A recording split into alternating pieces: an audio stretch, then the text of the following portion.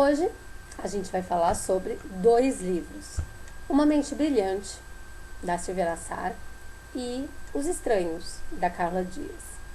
Eu vou começar por essa maravilha aqui, Uma Mente Brilhante. Sim, a maioria deve ter assistido ao filme, mas eu vou falar uma coisa pra vocês. Nada melhor que esse livro. Eu comprei esse livro em 2002 e li até mais ou menos um pouco antes da metade do livro. E na época eu não tinha maturidade para assimilar tanta informação e tanta coisa maravilhosa que tem aqui dentro. Se você assistiu ao filme e gosta do filme, você vai simplesmente amar o livro. O livro é todo detalhado, é detalhe, detalhe total. Não apenas na vida do John Nash, mas nas brigas, nos egos, nas universidades, em tudo que rodeou esse gênio matemático. Bom, eu fiz algumas anotações, porque é muita informação. Já faz um tempinho que eu li esse livro e eu tinha que anotar algumas coisas para lembrar e falar para vocês. Então, eu vou sim usar um caderno, porque senão não vou conseguir fazer esse vídeo, ok? Bom, a gente vai estar sabendo a história do John Nash Jr., um gênio matemático que ganhou o Nobel de Economia. Ele era uma criança extremamente fechada e desde criança enquanto os primos, ele era super família, mas enquanto os primos brincavam de carrinho, esconde-esconde, enfim, brincadeiras de criança normal, o John Nash, ele simplesmente ficava sozinho com os carrinhos, com as coisas dele, mirabolando mil coisas ali. E ele, já nessa época, já quando criança, ele meio que se excluía daquilo. Ele não gostava do conjunto. Ele preferia trabalhar, brincar, fazer qualquer coisa sozinho. Muito bem. John Nash foi rodeado por grandes gênios matemáticos, como Einstein, John von Neumann e, enfim, muitos outros. Seus contemporâneos achavam ele totalmente metido, arrogante, estranho. Ainda na infância, ele, aos 12 anos, ele já tinha o quarto como se fosse um laboratório. Então ele fazia experiências ali. Experiências malucas, do tipo pegar um ímã com a mão grande, um ímã grande, e ligar na corrente elétrica, para ver quanto tempo ele aguentava aquilo na mão. Enfim. E também ele foi com os colegas numa apresentação sobre física, sobre, enfim, eletricidade. E o cara senta numa cadeira elétrica e pega duas espadas e começa a fazer faísca com elas, né? Todo mundo ali fica impressionado. São crianças com 12 anos, 11 anos, enfim. E ele simplesmente chega e faz um desafio. Quem daqueles meninos conseguiria fazer esse tipo de coisa? E o John Nash vai lá, pega as espadas, senta e tira a faísca delas. E todo mundo fica abobado. Até que um amigo dele chega e fala: como é que ele conseguiu fazer aquilo? Ele simplesmente responde: é fácil. Não é nada mais do que eletricidade estática. Oi?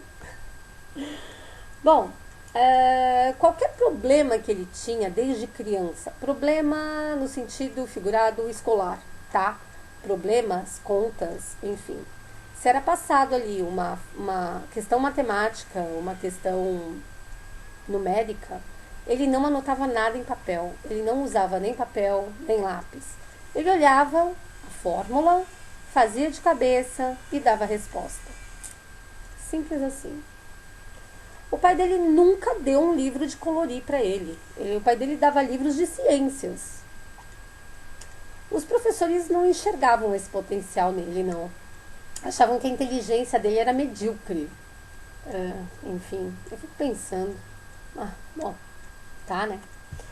Ele tinha uma péssima caligrafia e ele era ambidestro. Todo mundo reclamava da caligrafia do Nash. Ele adorava aprender por conta própria. Ele não se prendia a nenhum tipo de curso, a nenhum tipo de escola. Ele queria ele mesmo descobrir as coisas. Bom, aqui eu já falei. A adolescência dele não foi fácil, não. Ele passou muito por tédio, por discriminação, e ele se sentia sozinho. Mas isso fez com que ele criasse uma barreira para não sofrer. Enfim, coisas de gênio. E coisas que a gente também faz, né, gente? Sim, ele sofria bullying. Muito bullying. Que na época não era bullying. Bom, longe de casa, já na universidade, a convivência com colegas fez com que ele tivesse atração por rapazes. Sim, isso no filme, eu não me lembro, porque faz muito tempo que eu assisti, mas no filme não fica tão marcante, eu não sei nem se no filme passam isso, mas sim, ele teve relações com homens. E ele, quando você vê no livro, você vê que ali ele não tinha noção disso. Sim, ele se apaixonava pelos colegas, que ele realmente tinha uma verdadeira admiração. Não foram para muitos, não foram por muitos, mas teve uns aí que marcaram presença forte na vida do Nash. Bom, e as brincadeiras em cima disso, em cima da genialidade dele, continuavam. Ele era, ao mesmo tempo que ele era considerado um gênio, ele também era desprezado. Eu fico imaginando, a gente, na vida em geral, a gente tem a briga dos egos, a briga do quem é melhor.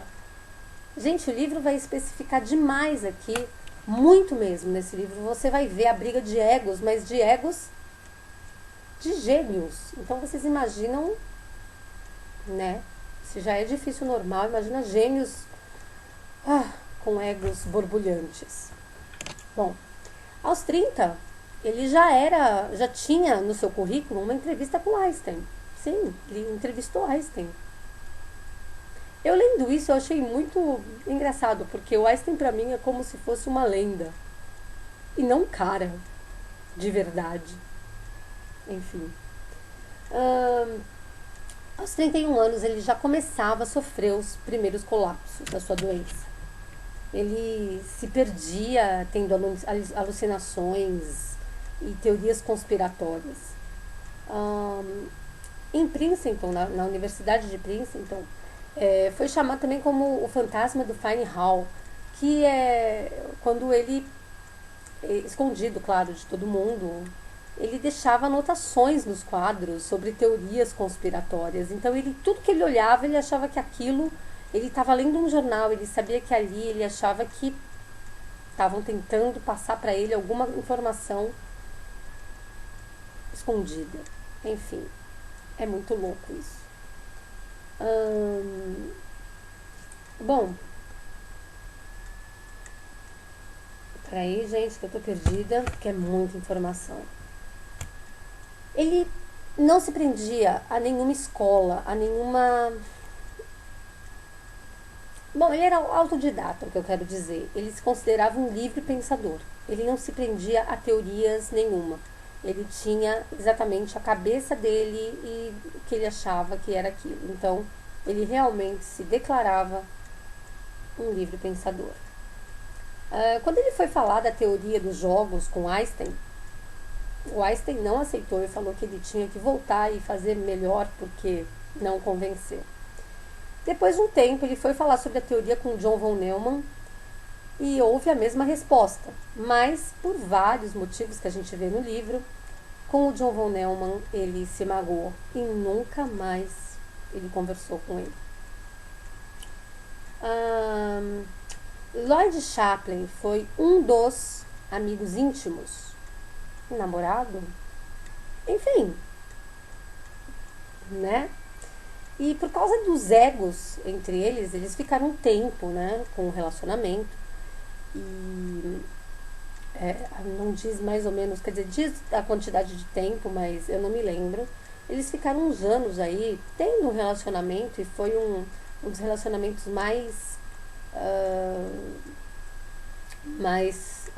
como fala? É,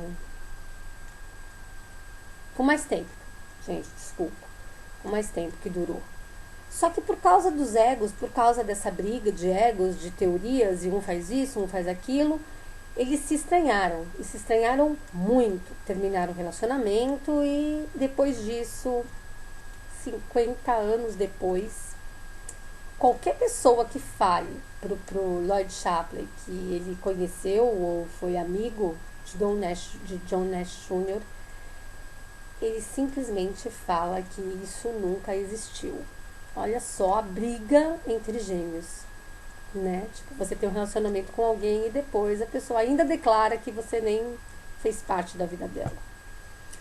Ele sempre assobiava a mesma melodia, a arte da fuga de Bach. Então, a gente vai conhecer nesse livro, eu só peguei as coisas que não daria spoiler. A gente vai conhecer essa figura brilhante de John Nash Jr. e eu fiquei encantada, assim. Se você souber alguma biografia desse tipo, de algum gênio por aí, eu tô querendo ler a biografia de Einstein, mas eu não sei qual é a melhor. E eu queria conhecer um pouco mesmo desses gênios, que a gente só vê os feitos, mas não conhece a vida.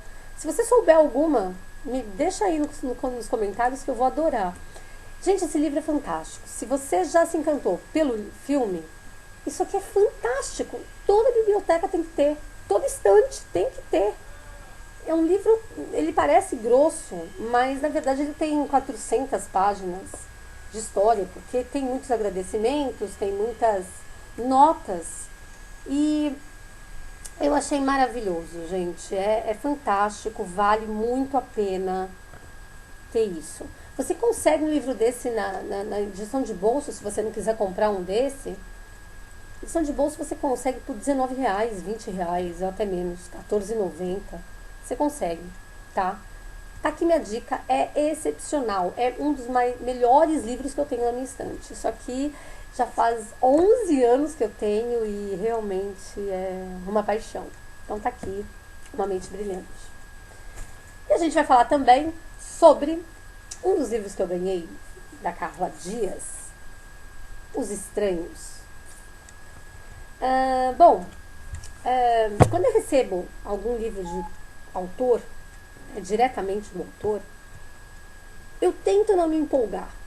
Eu tento não colocar expectativa em cima do livro, porque é muito complicado, porque você quer que te agrade, você quer que aquilo te toque de alguma maneira. E isso pode não acontecer. Eu escolhi Os Estranhos para começar por causa da sinopse, que vai falar do Calais e da Alice, que são duas pessoas, digamos assim, fechadas e antissociais ao extremo. Eu vou só resumir um pouquinho, tá? A primeira parte, vocês vão ver a Alice contando o lado dela. Antes disso,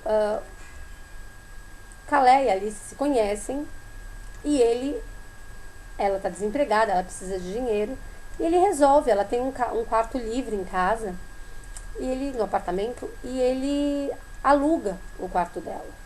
Então, é uma coisa meramente, né, impessoal. Então, na primeira parte, você vai ver a Alice contando a história dela, a versão dela, de como foi essa entrada do Calais na vida dela, essa mudança para o apartamento dela, as coisas que envolveram tudo isso, porque ela é super fechada, ela tem uns segredos aí guardados, e ele também. Na verdade, não é nem segredo, é coisas que aconteceram no passado dos dois que fizeram eles serem do jeito que eles são. E ela vai estar contando pra gente a dificuldade que é você conviver com uma pessoa que mal fala com você. Na segunda parte do livro, o Calais vai falar a experiência dele.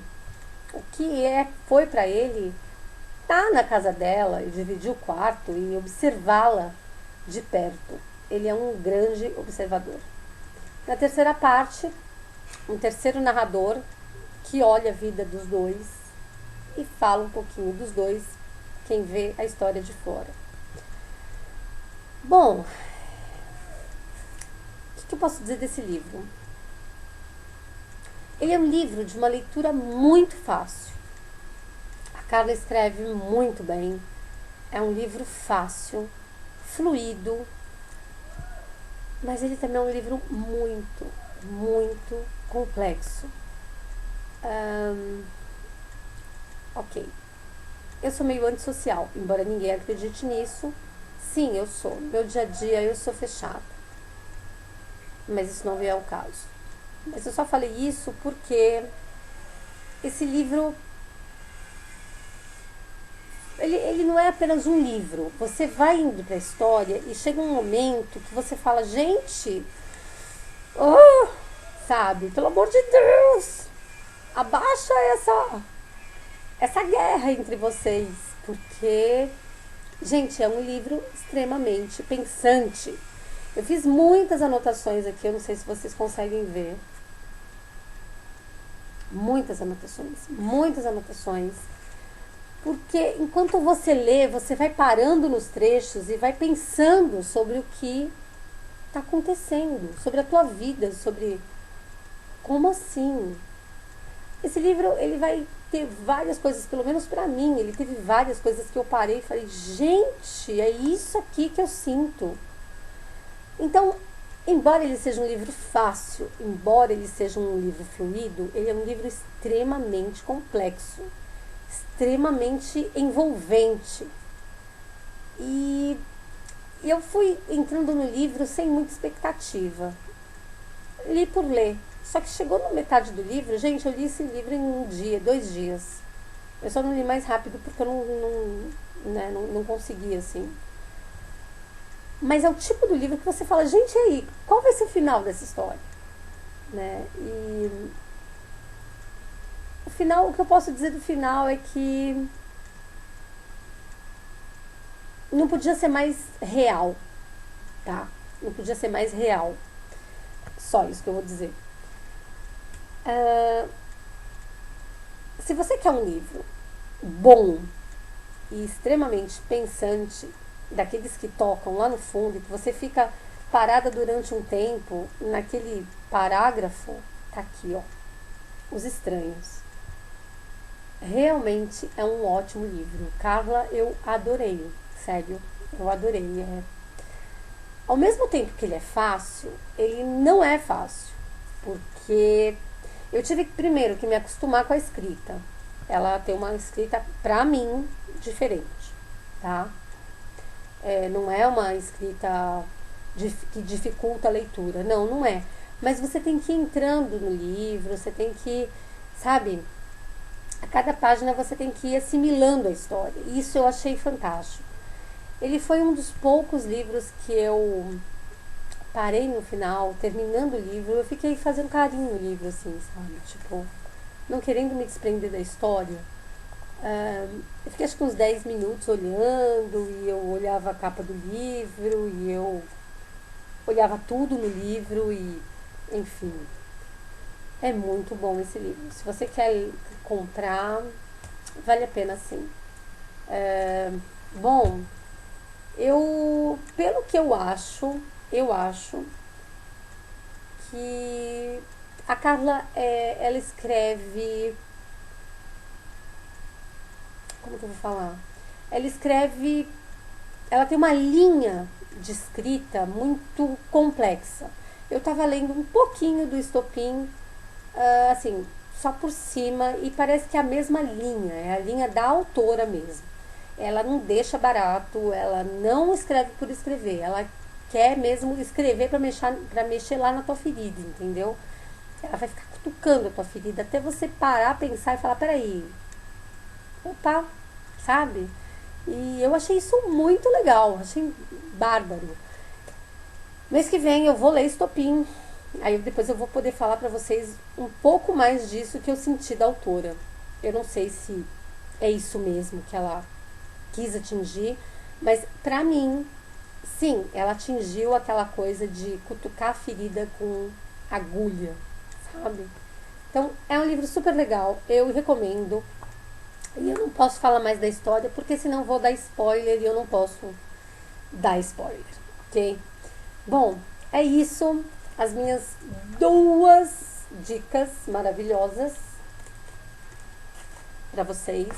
E eu espero que vocês tenham gostado. E qualquer dúvida, qualquer coisa, pode deixar aí nos comentários que eu respondo.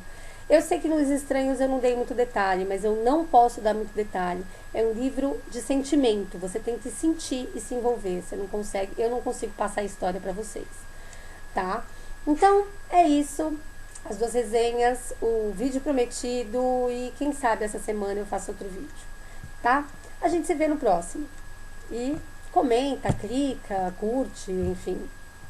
Conversa um pouco comigo. Um beijo, até mais.